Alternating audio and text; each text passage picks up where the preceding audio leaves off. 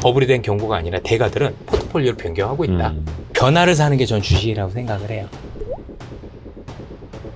주도주 오마카세 고정 댓글 확인 부탁드립니다.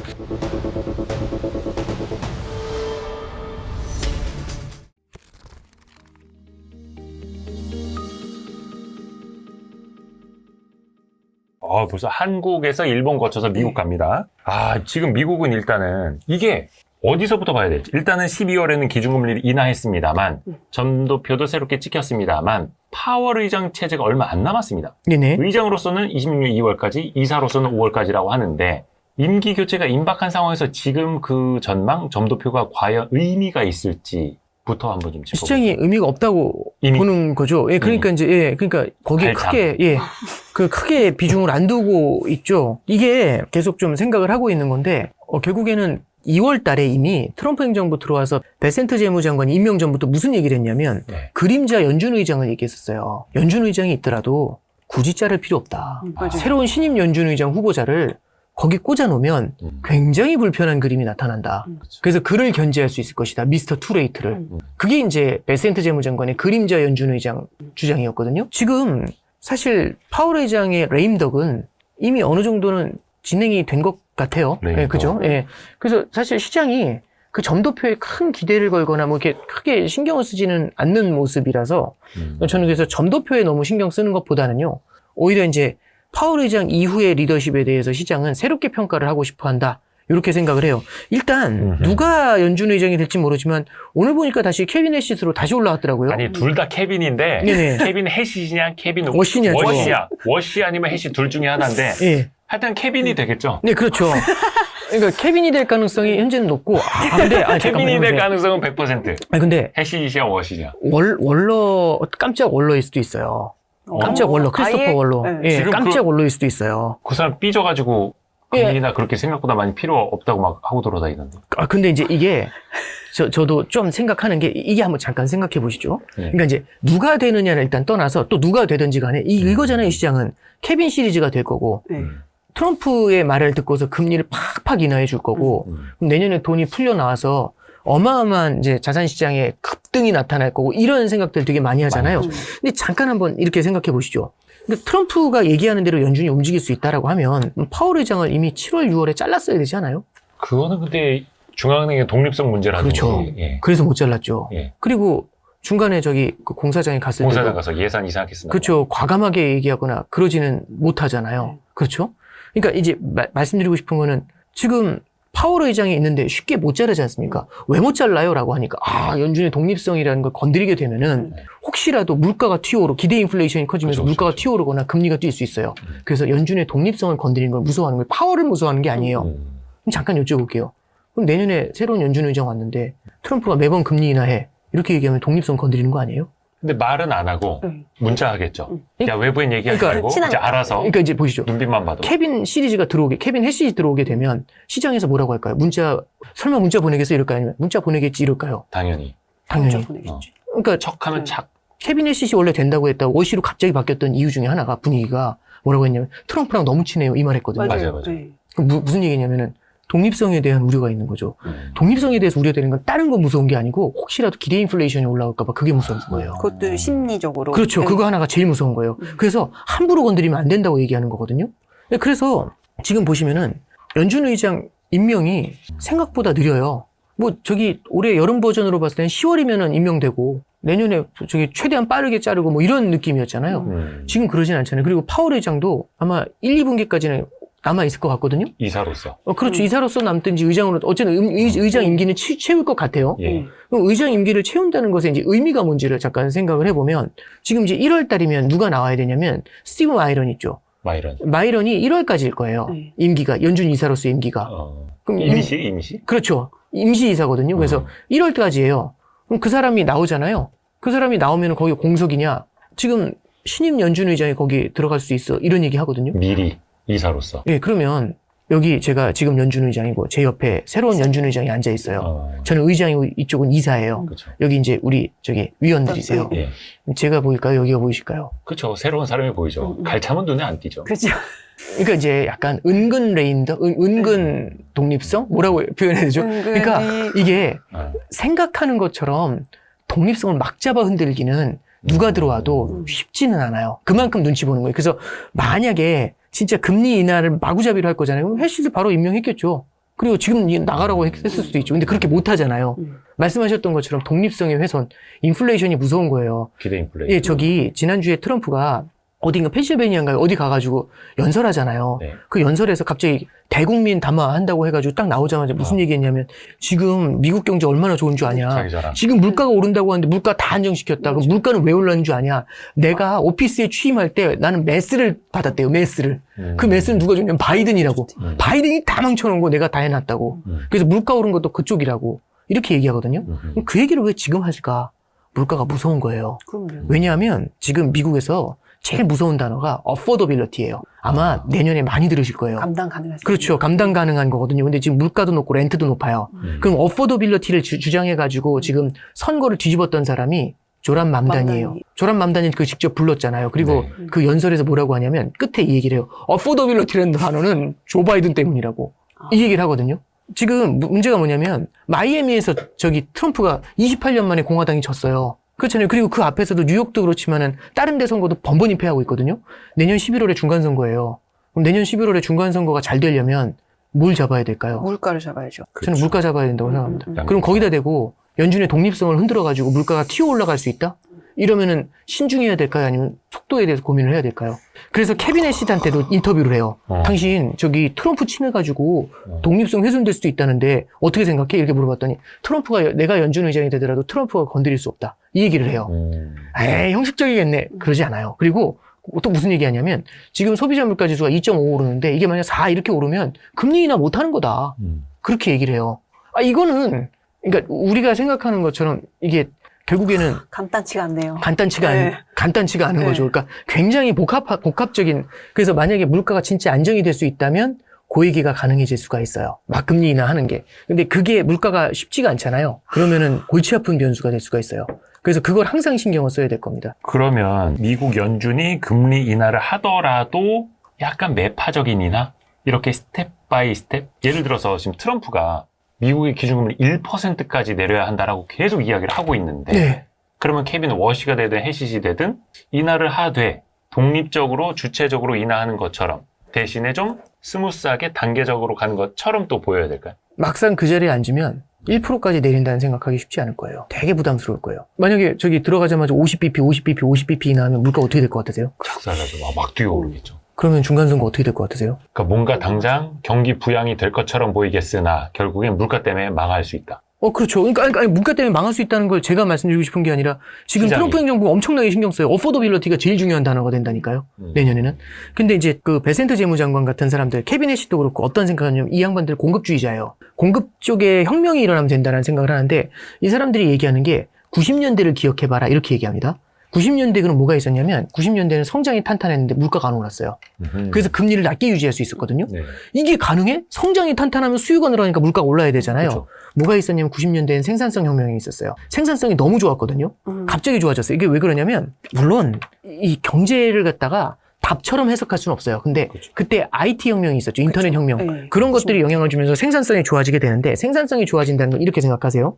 내가 1,000원을 주고 10개의 물건을 만들어요. 그러면 개당 100원이죠. 유니트 코스트가. 그러니까 네. 원가가 100원이잖아요. 그럼 제가 팔아도 10% 마진 붙이려면 110원에 팔아야 돼요. 그럼 여러분들이 110원에 사셔야 되거든요.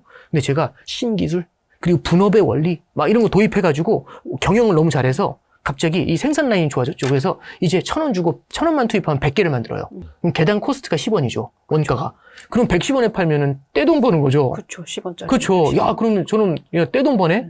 이렇게 되는 거잖아요. 그럼 그렇게 하면 안 되죠. 그럼 어떻게 해야 되냐면 가격을 낮춰줘야죠. 그래서 20원에 팔아요. 그래도 전 더블이죠. 맞지 않아요? 그러면 보세요. 가격은 낮아졌죠. 재화의 가격은. 근데 전의 성장은 더 강해졌죠. 마진이 늘었으니까. 그럼 채용 많이 할 것 같지 않아요? 물가는 낮아졌는데 성장은 강해요. 그리고 가격이 싸지면 수요가 늘어나겠죠. 그 물건을 더 사요, 사람들이. 좋지 않아요? 그러니까 핸드폰이 옛날에 이게 벽돌 같은 폰이고 이게 막 500만 원이잖아요. 네. 그럼 누가 사요? 맞아. 근데 이게 요만해지고 5만 원 이러니까 사람들이 사잖아요. 이런 게 생산성 혁명이거든요. 그게 2026년 버전이면 뭐 AI 이렇게 가는 걸까요? 그렇죠. 그래서 이제 글로벌 AI. 뭐라고 얘기하냐면 베센트 재무장관이 정확히 얘기해요. 지금 하이퍼스케일러들의 그렇죠. 설비 투자가 얼마나 늘어난 줄 아냐고. 그게 90년대처럼 그래서 그린스펀이 그때 뭐라고 했냐면 이게 뉴 이코노미라고 했어요. 신경제. 신경제에서는 생산성이 좋아지니까 미국 경제 포에버 이렇게 얘기하죠. 그래서 만약에 그 90년대처럼 돌아올 수 있잖아요. 90년대 나스닥이 90년대 초에 500에서 그 버블, IT 버블 붕괴되기 직전에 5,100까지 뛰어요. 10배 뛰어요. 그러면 이제 우리가 이제 그 시사하는 바는 금리가 낮고 물가가 낮은 상태에서 성장이 탄탄하잖아요. 주식시장이 너무 좋은 환경 아니에요? 그러니까 이제 이 화분이 어디서 잘 자랍니까? 뭐 상온에서 뭐 이런 느낌이잖아요. 물도 습기고 그 느낌을 주는 거죠. 그래서 AI 혁명하고 연결시켜가지고 이 혁명이 만약 성공하게 되면은 사실은 생산성도 좋아지게 되고 공급 사이드에서 가격을 낮게 훨씬 더 많은 제품을 만드니까 성장도 강해지고 물가도 안정되면서 연준은 금리를 팍팍 인하할 수 있죠. 그럼 미국 경제는요 어마어마하게 좋아집니다. 라고 얘기하는 게 이분들의 시나리오예요. 시나리오. 되게 아름답죠. 예, 그 얘기를 그 수시로 하고 있어요. 근데 물론 그 시나리오로 되면 이제 아름답게 쓰나 일단 이제 주식시장에서 제일 좋아하는 단어 두 가지 아까 말씀해 주셨는데 성장과 생산성 향상. 그렇죠. 이게 완전 대박이고 네. 거기에다가 금리까지 낮아진다면 더할 나위 없이 금상첨화 네. 완전 되는 건데 그 가능성을 보자면 사실 그 사이에서 또 울퉁불퉁 자갈 길은 있을 거예요. 그렇죠. 당장 나오고 있는 뭐 AI 버블론도 그 중에 하나일 테고 네네. 말 그대로 그 생산성이 나올 것이냐? 생산성이 나오려면은 또 투자가 지속이 돼야 되고 뭔가 투자 대비 리턴을 얻어내야 된다라는 건데. 그렇죠. 그러니까 이게 근데 제가 뭐 저기 AI 쪽을 뭐 저기 그 산업군을 보거나 그 대차대조표 분석하거나 그러진 않으니까 이렇게만 말씀드릴게요. 제가 이제 이 생산성을 왜 물고 들어왔냐면 우리가 AI의 설비 투자가 늘어나서 AI 혁명이 일어난다는 건 그걸 딱 보면 우리 무슨 생각이냐면 주가 오르네 이렇게 생각하잖아요. 근데 주가 오르는 것도 있지만 뭐도 있냐면 탄탄한 성장과 함께 안정적인 물가와 안정적인 저금리가 나온다는 얘기예요. 그래서 매크로를 흔들어 놓는 거예요. 그래서 항상 킬러 애플리케이션이 만드는 혁명 있죠. 그거는 단순히 주가의 상승만을 담보하는 게 아니라 다른 시장에도 영향을 매크로 환경 전체를 흔들어 놓을 수가 있어요. 그러면 만약에 우리가 아까 말씀하신 것처럼 AI 성장에 대한 의구심 이런 게 나오잖아요. 이게 생산성 끌어올리는데 의구심 이렇게 나오잖아요. 그럼 주가 흔들리겠네. 조정받나? 이것만 생각할 수 있지만 저희 같이 매크로 보는 사람들은 어떤 생각할까요? 그러면 생산성 혁명이 힘들어지는 거잖아요. 그러면은 저기 1,000원에 100개 만드는 게 안 되는 거잖아요. 그럼 성장이 생각했던 것처럼 안 나오죠. 믿었잖아요.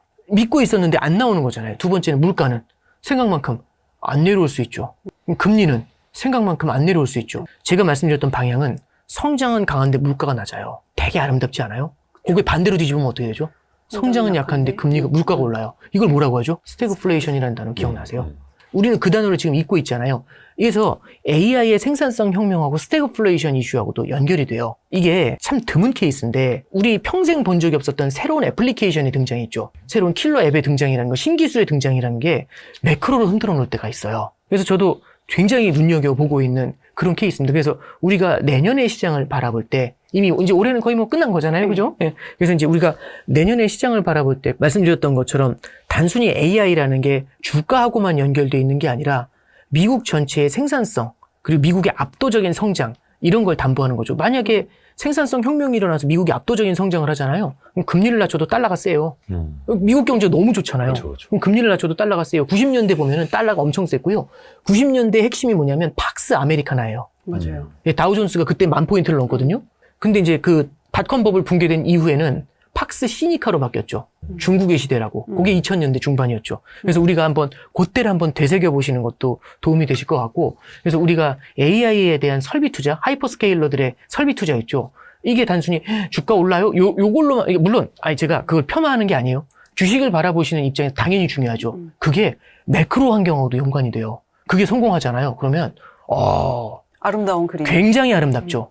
너무 아름다운 거죠. 일단 저는 그런 생각도 해보거든요. 이제 매크로를 보시는 분 입장에서 이제는 AI 그 투자 너무나 천문학적인 금액이 들어가다 보니까 언젠간 국가가 나설 것이다. 우리나라도 지금 그렇듯이 지금 오픈 AI 샘 알트먼도 우리가 잘못되면은 미국이 보증 서달라 뭐 이런 얘기도 하고 있고 그렇겠죠. 소프트뱅크도 다른 자산 팔아가지고 거의 오픈 AI에 올인하다시피 하고 있고 오픈 AI가 잘못되면 미국 경제도 당연하고 일본의 소프트뱅크도 거의 거덜날 지경.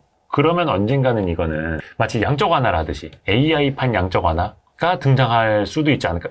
일각에서는 그걸 또 믿고 계시는 분들이 있어요. 마치 최종 대부자를 믿듯이 AI 씬에서도 최종 대부자가 나타날 것이야. 혹시 이런 거에 대해서는 그럴 수도 있죠. 근데 한번 그 시나리오가 형성이 되면 어떤 일이 벌어질지 한번 고민해 보는 거죠. 어떻게 될까요? 그러니까 보세요. AI가 흔들린다는 건 결국에는 생산성이 흔들린다는 거잖아요.